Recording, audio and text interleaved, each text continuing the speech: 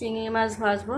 সাগরের চিংড়ি মাছের ভিতরে এই যে একটা রক থাকে, রগের ভিতরে বালু থাকে, সাগরে তো বালু থাকে, এই যে রকটি ফেলে দিচ্ছি। অনেকেই এগুলা কিন্তু বুঝেন না, জানি হয়তো জানেন না, বাংলাদেশে তো এইগুলো ময়লা থাকে না, রক ফেলাতে হয় না, এইভাবে অনেক ফেলে মানে কসকস ভালো লাগে, এই জন্য পরিষ্কার করে নিচ্ছি। এটাও ফেলাইছি, হ্যাঁ, এই যে ময়লাটা ফেলাই রাখছি। হলুদ দিলাম, এই যে ময়লাটা ফেলাইছি, এটারও মুখের মধ্যে ময়লা ফেলে এভাবে কাটছি, ঠিক আছে। এই যে এখন হলুদ দিলাম, দিলাম লবণ দিলাম, তেল দিলাম, রহমানের রহিম দিলাম। চিংড়ি মাছটি একটু ভেজে পরে পেঁয়াজ দিব। দেখেন এই পেঁয়াজ, কাঁচামরিচ এগুলা এখানে দিব, ভেজে আসছে। রহমান